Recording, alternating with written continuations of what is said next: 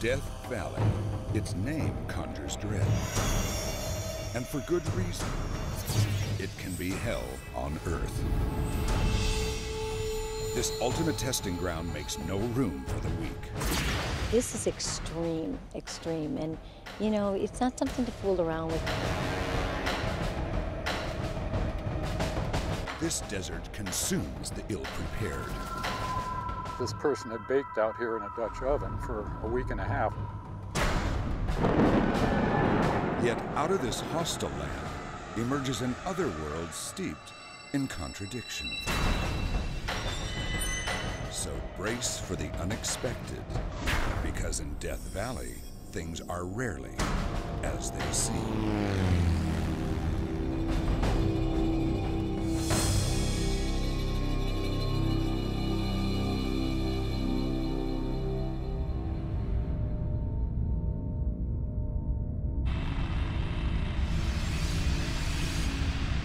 From its distant core in the solar system, 93 million miles away, the sun fixes a glaring eye on Death Valley, blasting the landscape with the force of its heat. It creates a scorched expanse.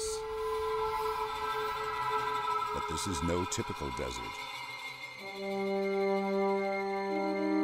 And this is no typical national park.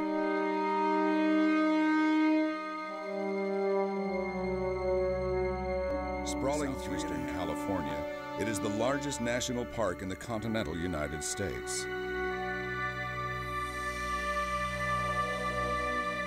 And by far, the most extreme. No place else in the Western Hemisphere is as hot, as dry, or as hostile.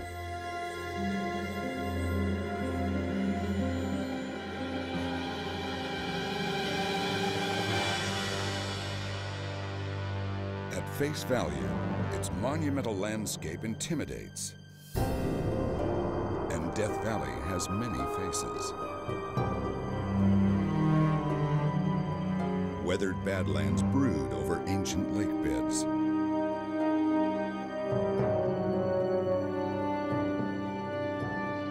Fickle currents of sand shift along the desert floor.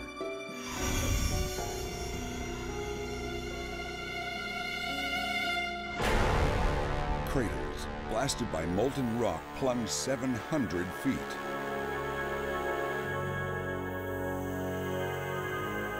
And parched salt flats languish lifeless for 40 miles. Death Valley's desolate terrain may seem ominous to some, and for good reason. You can die here. But for others, it's the forbidding that allures. People seem to be attracted by being in almost the hottest place you can imagine on the Earth. Local physician Dr. Ben Jones is well acquainted with the dangers of this place. He took the case of a man who attempted a 20-mile round-trip hike across the valley floor in the extreme heat of summer. I began wondering, what in the world is somebody doing hiking across Death Valley?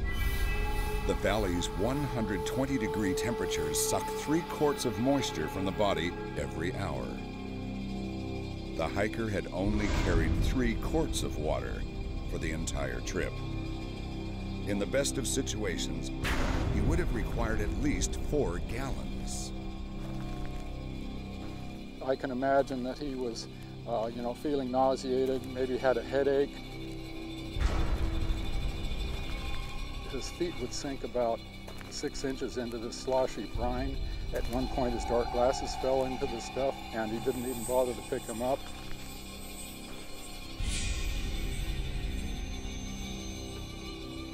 He was obviously getting more and more dehydrated.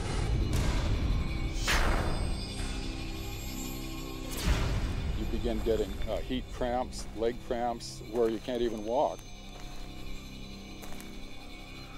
What's really worse is if you don't sweat, your core temperature can shoot up to 108 and you can just drop dead. The hiker died within a half-mile of his truck. 6 gallons of water sat in the front seat.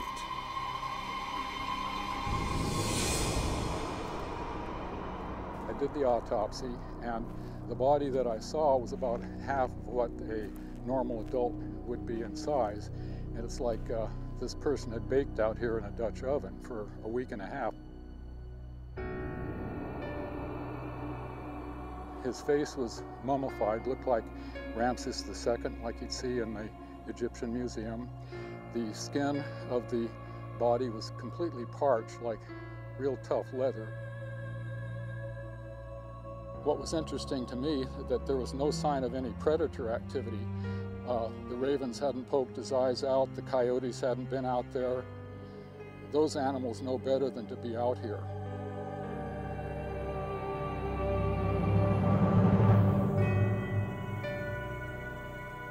Death Valley is a cruel testing ground. A desert without mercy.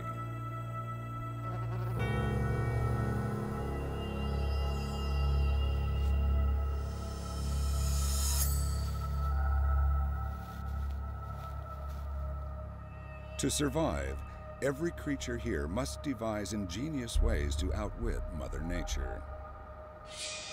Some simply run for cover.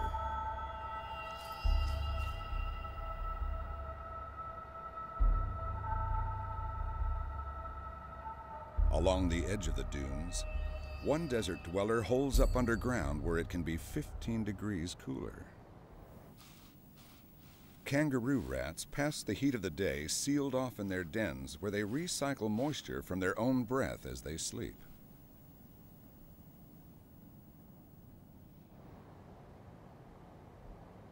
It's July and 124 degrees in the shade, if you can find it. It is so hot, birds are grounded in a heat-stressed pant. Roadrunners flutter their throats to move the heat from within their bodies to their mouths where it escapes. If they overheat, they'll perish. And that goes for all roadrunners.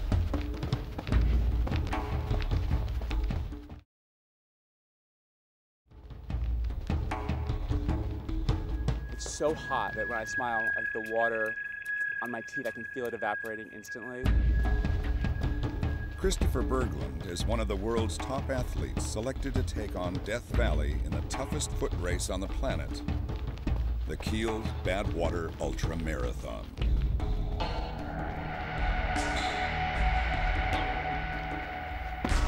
For 135 miles, these athletes will run non-stop through the lethal July heat, searing their feet over a broiling road. They'll be lashed by 30-mile-an-hour headwinds that burn the breath from their lungs and face 20,000 feet of cumulative elevation gain. It's what most of us would consider epic torture. One reason people want to come here and subject themselves to this crazy heat and the pain and the suffering, as opposed to another animal in the desert who would like seek refuge in the shade, is that our regular lives are so easy at this point, and the elements are so intense. So it's a good test. It's the ultimate challenge to me. And it's the test that attracts even those well-versed in the perils of performing out here. Dr. Jones has run this race 6 times himself. It's a real challenge to come out and experience all of this heat, the dry air, the distance. The race itself is like 5 marathons in a row. And, you know, what could be better? But you got to remember or realize that this race is no good for the human body. You know, people are stacking up a year's worth of fitness all in a few hours.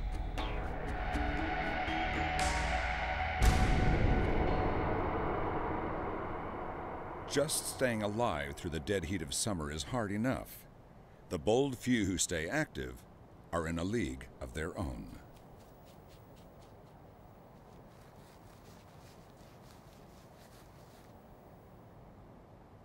Harris antelope squirrels find their comfort zone by bellying into cooler ground to purge excess heat from their bodies. Others, like the black-tailed jackrabbit, are simply cooler by design.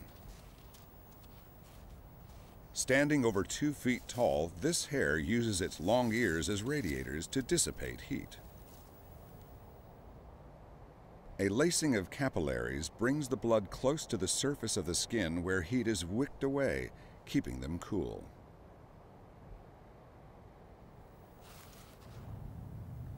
Death Valley roasts in triple digits for up to 8 months of the year.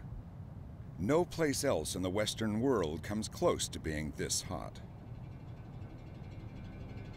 Working like a huge natural convection oven, hot air crawls up the steep valley walls, cools slightly, and sinks back down, compressing as it descends. Masses of superheated air take ground temperatures soaring up to 200 degrees Fahrenheit. But heat is only the beginning.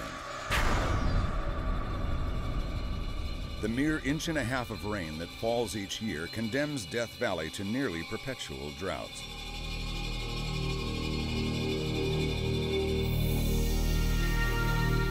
Convection clouds taunt the valley with the promise of rain. Most of the time, they don't even bring shade. Storms blowing in from the Pacific slam into the mountains to the west, leaving the valley in a barren rain shadow.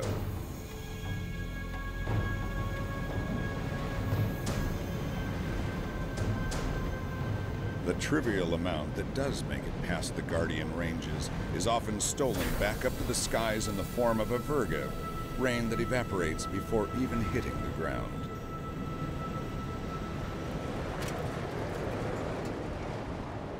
For a landscape so exposed, Death Valley keeps a few secrets well guarded. This remote corner of the park is off limits to all but an authorized few.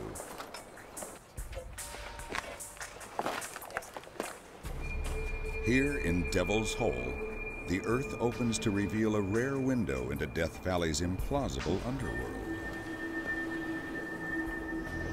A universe of water.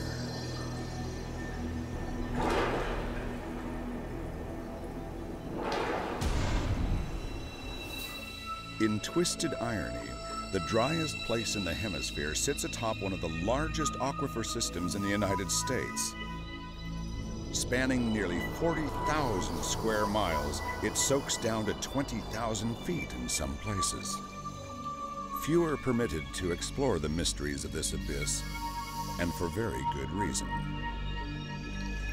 These divers are on a mission in this unlikeliest of desert habitats to save the unlikeliest of desert creatures and Death Valley's most precious treasure, the tiny Devil's Hole pupfish. These relics of the Ice Age once swam in frigid lakes at the feet of mastodons.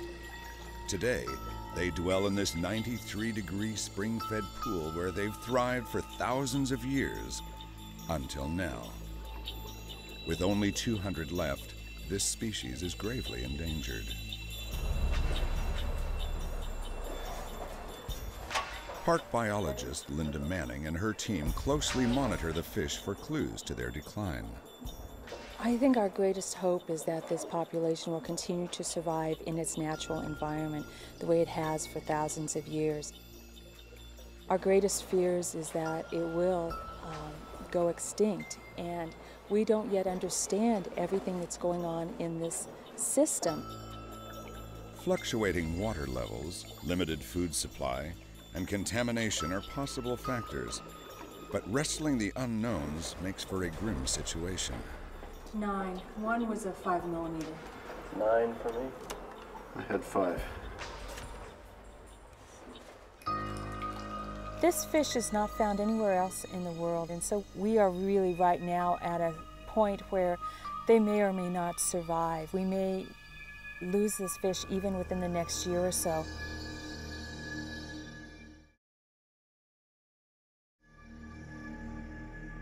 While the Devil's Hole pupfish teeters on the brink of existence in a vast world of water, their cousins in a surface spring hold their own in a mere few inches. The Salt Creek pupfish have adapted to live in water 4 times saltier than the ocean. Though not endangered, survival here takes on a sizzling urgency as a greedy sun bears down on their shallow stream.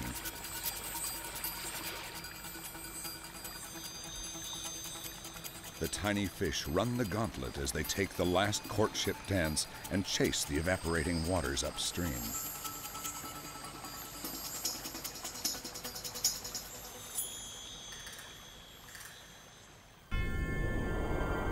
Within days, the merciless sun has stolen their creek.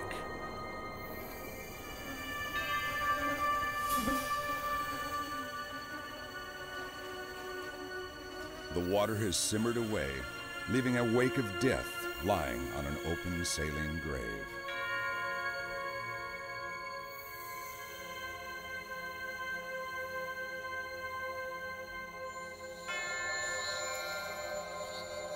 Though many have died, the lucky few have beaten the retreating water and reached the spring source to replenish the gene pool. In 6 months, the creek will flow again and the sun will burden a new generation.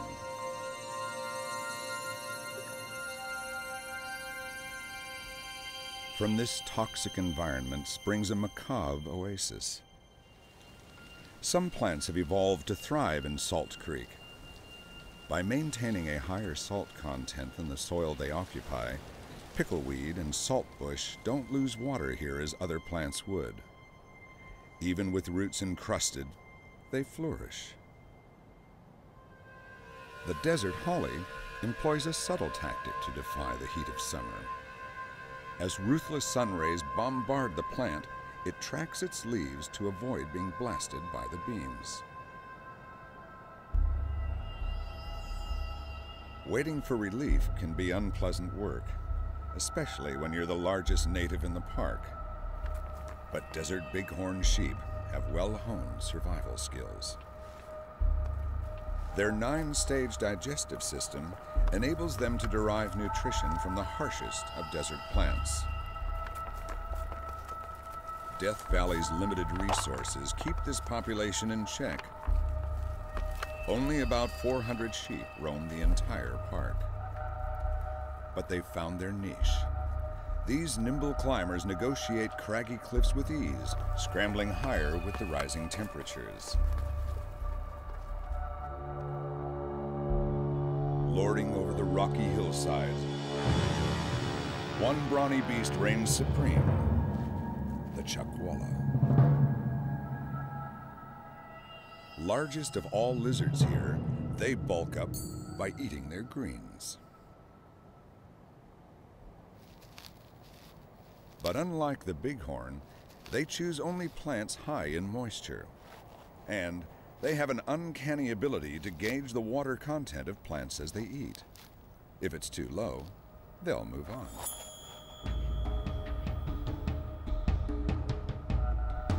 At 3 p.m., the mercury peaks at 128. To run through the hottest part of the day seems impossible. To take it slow just prolongs the agony. Chris Berglund is hanging tough. Last year I steamed through here, walked the end, so maybe this year I'll walk this part, steam through the last half. So I'm optimistic. But optimism alone won't get even this 3-time Ironman champ through this race. Each runner must have a support crew working to cool them down with every step. We started out with 25 gallons of water and about 500 pounds of ice. We've still got some water. We haven't used all of our 25 gallons. It's like walking into a wall. It is so hot, I can't even begin to describe it. The crews tangle with the heat themselves, but keep it all in perspective. It's harder for them, right? So we can't really complain, I guess.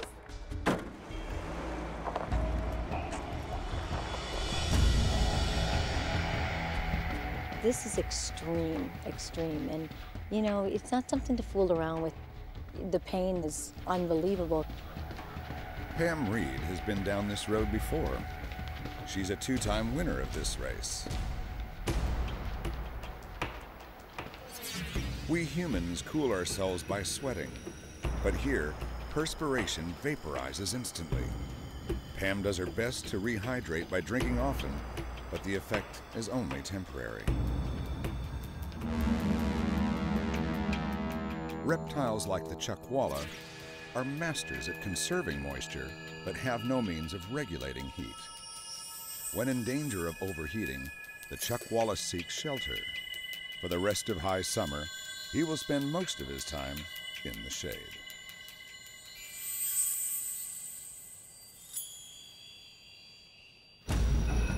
Pam is beyond the point most people can survive, but she's not about to stop. There's still 100 miles to go.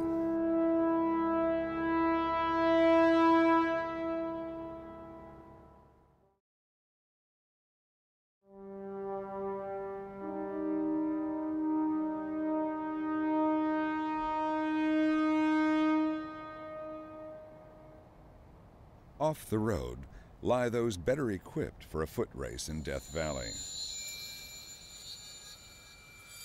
The fringe-toed lizard, custom designed to handle the sand with speed and efficiency.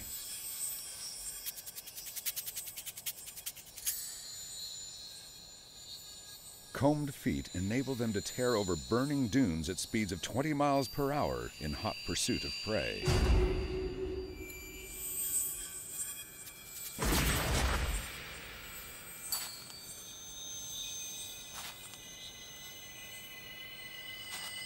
But when hotly pursued by the sun, it helps to be an escape artist.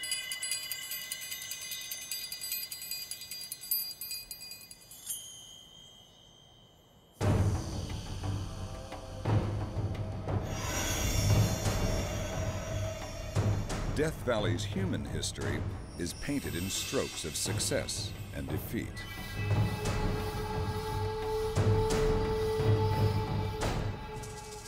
For 9,000 years, Native Americans have coped by working with the elements. In the heat of summers past, they, like the bighorn sheep, sought higher, cooler ground. But 19th century gold seekers, out to strike fortunes amid the rock, instead struck hardship. Lack of water and proper cooling caused equipment to fail, and in their quest to tame the valley, the miners themselves were broken. Heat was a constant companion and hardened killer.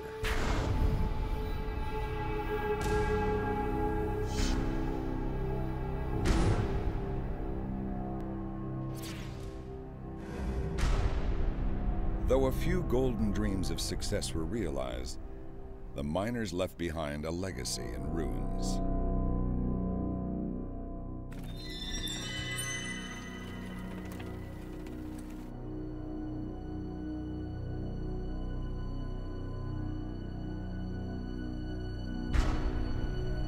But if there is one facet of Death Valley just as treasured as its land, it is the jewel of its night.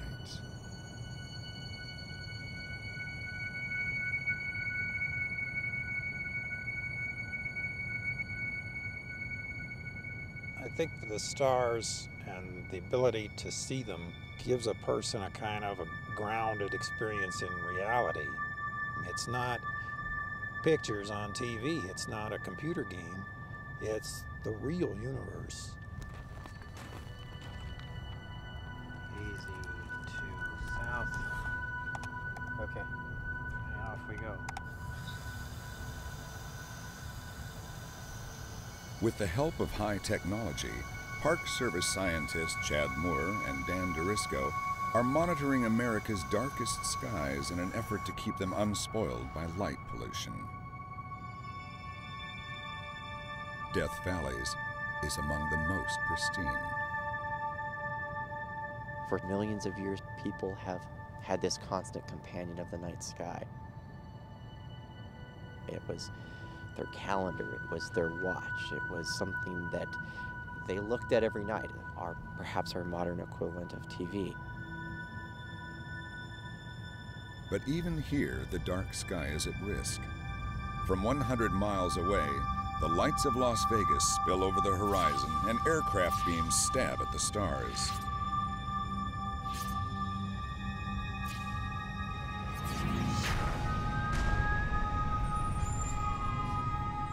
It's only been the last 100 years that we've had electric lights at night, where we have completely changed our experience of the night.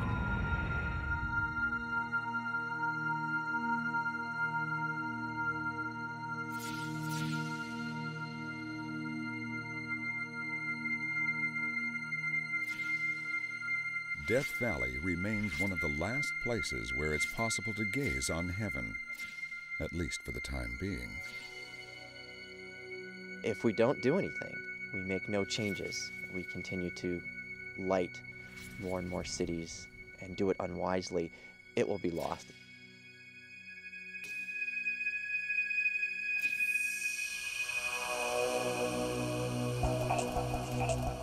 A mere few hours' drive from Las Vegas and Los Angeles makes Death Valley easily accessible. Most people experience the park from the safety of the road, a narrow blacktop lifeline through the valley. But venture away from the road, and things could go very wrong very quickly. The vast treeless expanse consumes the unlucky and the ill-prepared.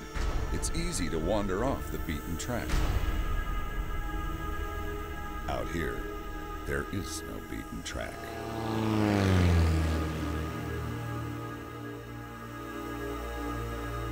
This park, the size of Connecticut, is 95% raw, wild land. And with so few truly wild places left, Death Valley beckons the adventurous. Locations named Coffin Peak, Dead Man's Pass, and Hell's Gate are bound to intrigue.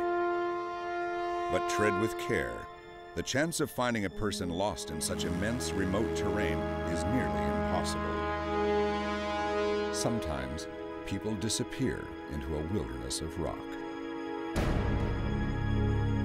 These bones of the earth are the windows to the past.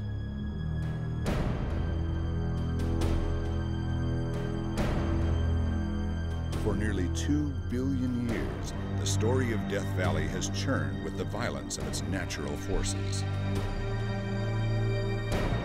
Thundering volcanoes and cataclysmic earthquakes twisted, warped, and rocked the landscape.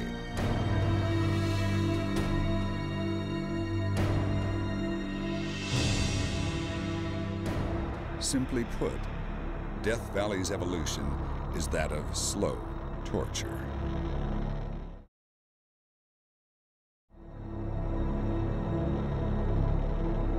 $20 million years ago, the valley as we know it began to take shape as the Earth's crust literally came apart at the seams.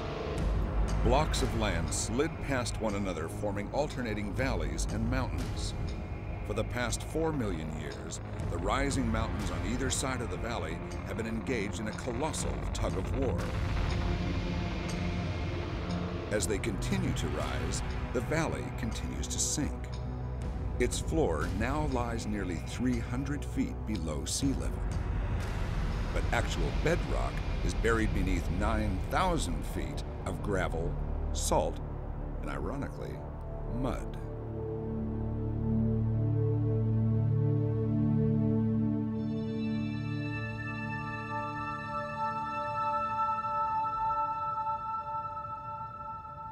Though Death Valley appears locked in time, there are unexpected forces at work that can alter the landscape in a flash.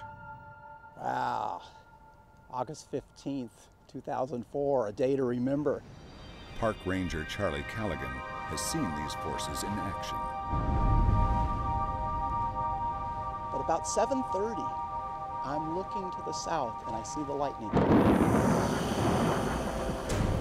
And I'm like, I think there's a storm happening. I start getting a little bit of rain on the windshield.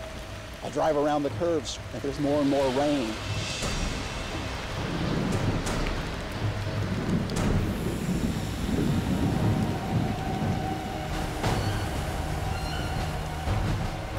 And then within the next half mile, a torrent of rain. It's a thunderstorm, it's a cloud burst, there's water flowing across the road.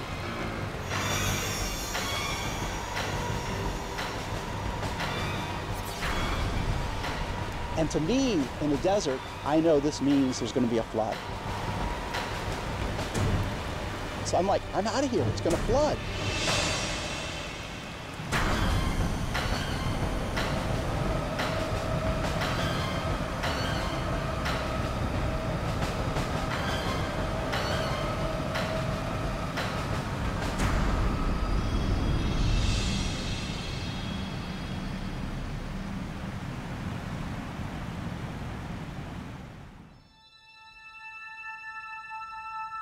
As quickly as it came, it was gone.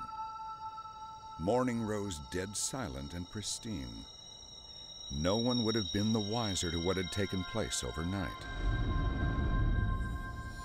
Except all villains leave a calling card.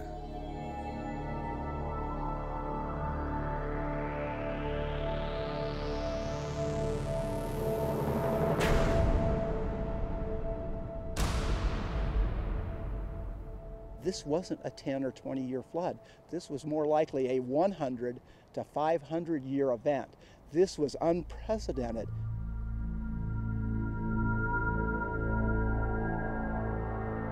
Within 2 hours, the storm produced twice the amount of rain Death Valley gets in a year. It wiped out 13 miles of highway, swept 9 vehicles into the wash, and tragically killed 2 people.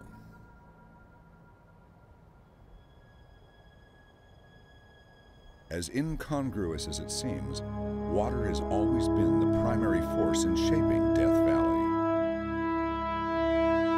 Flash floods have scoured the hillside for millions of years, sweeping rocks and sediments into the valley where they spread into magnificent alluvial fans. In glacial times, lakes up to 600 feet deep drowned Death Valley. Today, their beds ripple along the floor and continue to be carved by the elements.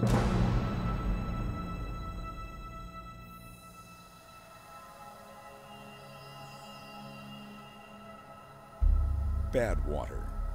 Its toxic name says it all. It's so extreme, nothing seems to grow here, except salt.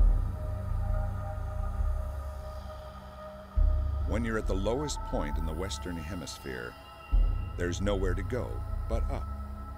Here, even the sky is thirsty. As mineral-rich water floods and evaporates, only spires of salt are 3 feet high.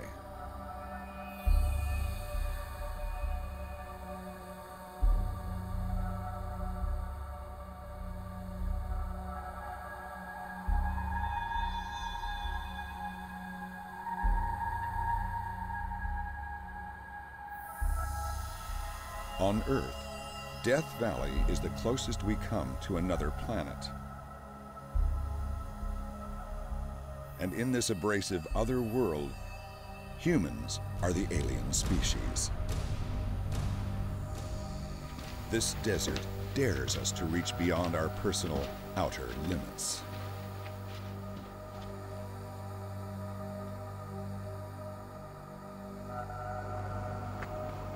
But even men of iron can melt out here. Every muscle in my body is like twitching. No, it doesn't feel good. Oh, so annoying. Ow. My body sent me a signal to slow down, so I did. Oh, well. We've ride it out.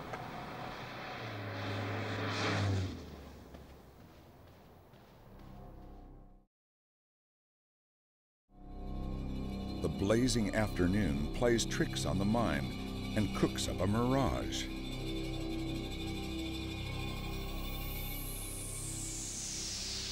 Sometimes it's for real.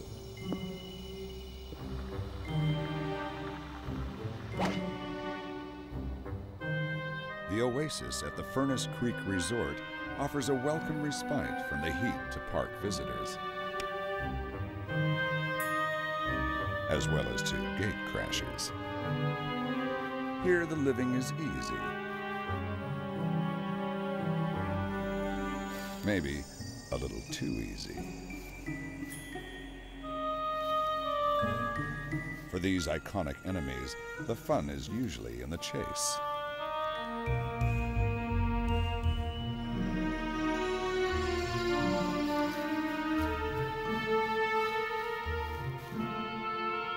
But sometimes it's just too hot to bother.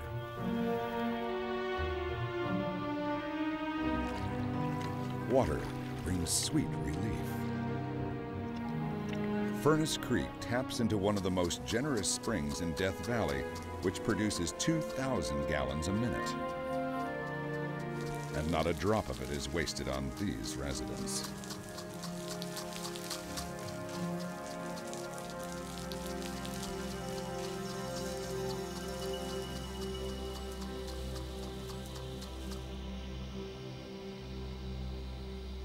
Away from the amenities of the oasis, life takes a harder tack.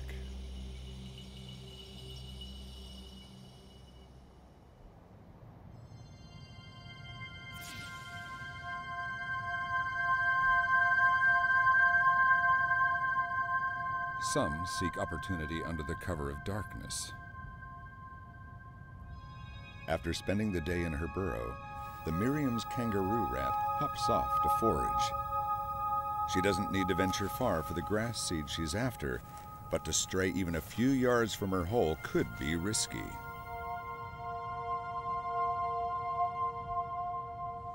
The dunes at night are a hunter's realm.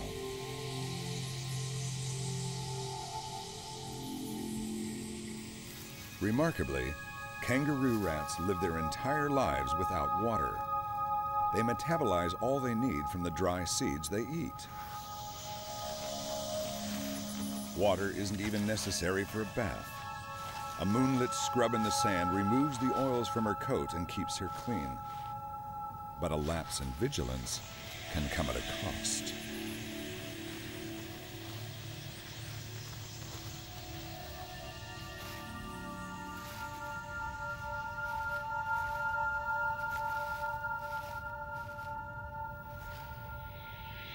A stealthy predator, the desert sidewinder has no qualms about muscling in on others' territory.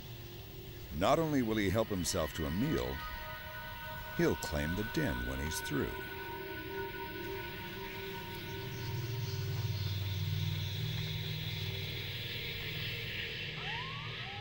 At 2 a.m., it is 111 degrees. For the runners, night offers little relief. Rag. Bodies have reached their breaking point. Some runners need serious assistance. It sounds like she's pretty far behind on fluids, and so that if, you know what we can do, maybe we can start working on getting some fluids in her and kind of catch up. You're gonna go back out later? Okay, then you drink. He's not drinking. And for others, this is where the road ends.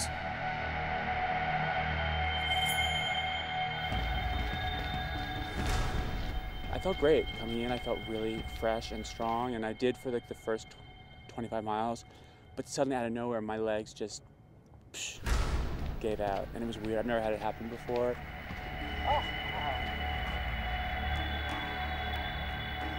I've never had this experience of dropping out of a race, so it's kind of, it was a little emotional. It opened me up. It like ripped me wide open.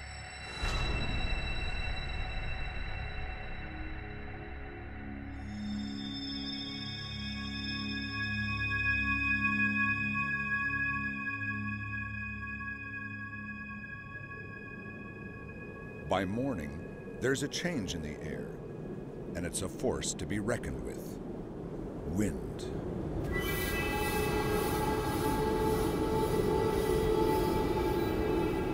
Splashing the valley in a confusion of sand, it whips ancient rock into majestic dunes. Amid these mountains of sand, the earth reshapes itself grain by grain.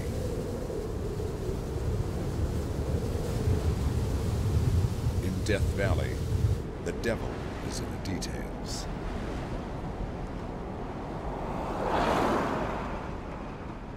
After enduring 120 miles of barbaric conditions, the runners enter the last leg of the race, an 8,300-foot climb into the tree-clad mountains of the Sierras. With each step, they leave the infernal desert farther behind, not only rising out of Death Valley, but in fact, transcending it.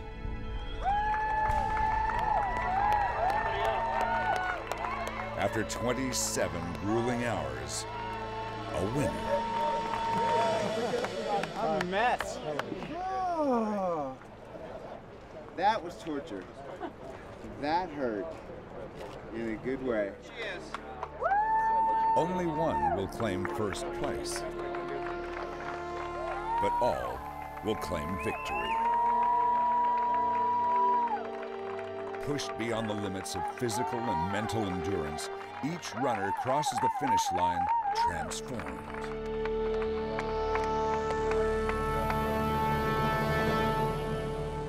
You don't come out the same person physically, but mentally you can come out a lot better off because it becomes a spiritual event, I think. In a staggering feat, these ultra athletes have not only taken on, but conquered the crucible that is Death Valley.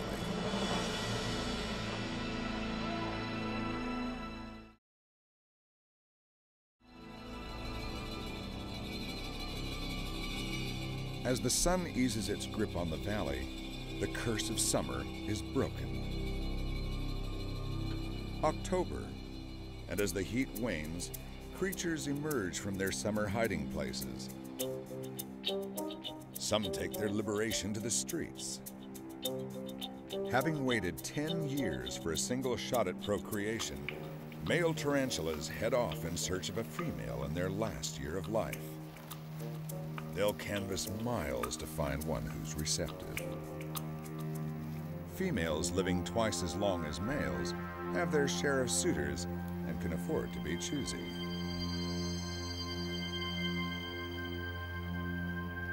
He must have just the right touch.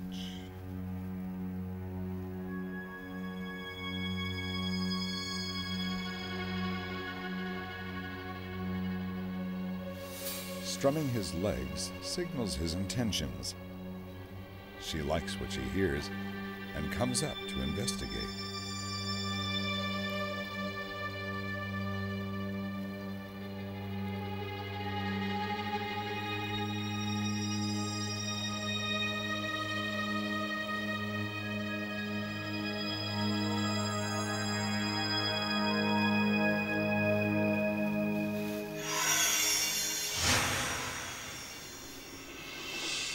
Rejection's never easy, but this male is lucky. He gets away with his life. To recoup his strength, he retreats to a nearby puddle to drown his sorrows in a long drink. He needs the nourishment. It may be days before he finds another potential mate. But he'll have to hurry. In just a few weeks, the females will seal off their holes. The brief winter season will soon claim this valley. The first signs make a strong entry. Cirrus clouds. These fast-moving outriders from the western skies signal something big is on the horizon. Something so extraordinary, it may just take Death Valley completely by surprise.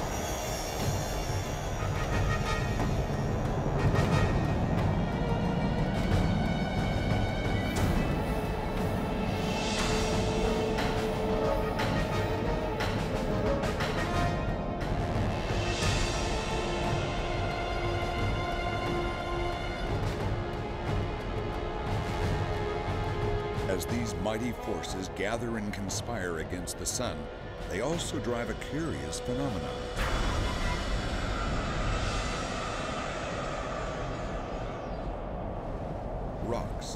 race with the wind. On the flat clay surface of the racetrack playa, boulders up to 700 pounds sail inexplicably. Though no one has seen them move, each leaves a trail that chronicles their journey, some up to 3,000 feet long. Scientists have puzzled over their mysterious movements for years, offering various theories. As winter storms rake the racetrack at gale force, wind obviously plays a significant role. But whether its ally is ice, water, or something entirely different remains to be determined.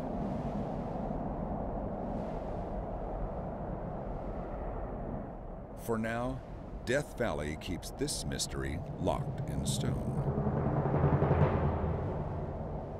Sometimes, even here, hell freezes over.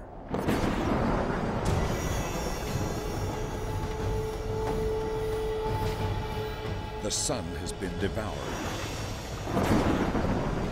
But unlike the summer downburst, this winter storm spreads from coast to mountains to desert, soaking the entire valley for 5 days.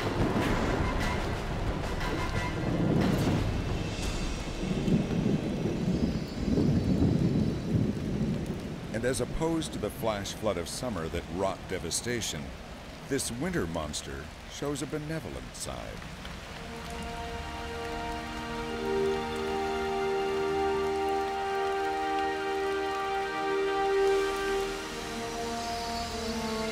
This nourishing rain quenches the desert's deepest thirst.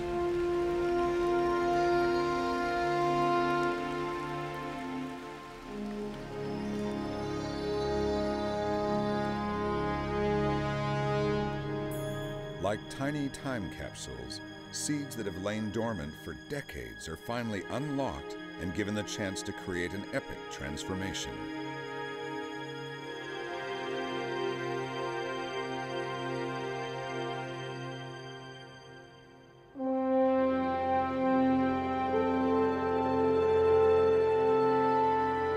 A million acres of color, the biggest bloom of flowers this valley has seen in a century.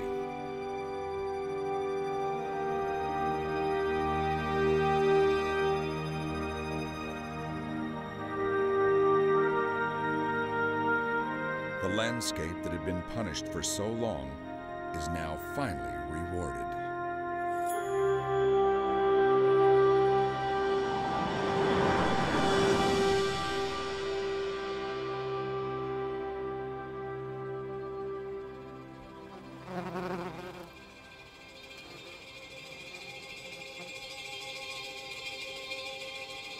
Spring will only last mere weeks, and everyone here knows it. When the clock's ticking, it's all about the basics.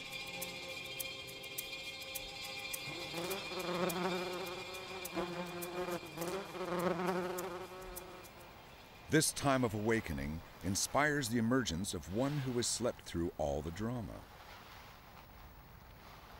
Spending 95% of his life underground, the desert tortoise takes advantage of the desert when it's least like a desert. And in this fleeting season, there's no time to waste. He must do all his eating for the year and dash off to find a mate.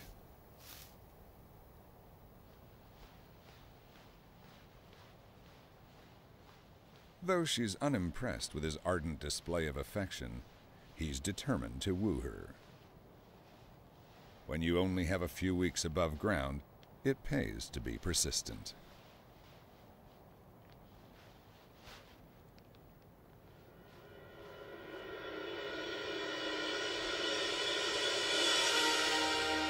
In one final surprising twist, Death Valley outshines even itself and displays a face seldom seen. An enormous lake, 15 miles long and 8 miles wide, washes over a landscape once parched to the bone. This vestige of the winter rains is beautiful, yet short-lived. The full brunt of summer sun will soon bear down to reclaim the valley.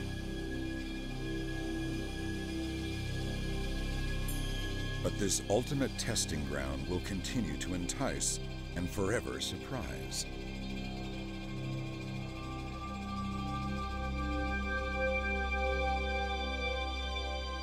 For now, Death Valley is mirrored in the sublime and the surreal. And in its reflection, other worlds linger briefly in this land of paradox.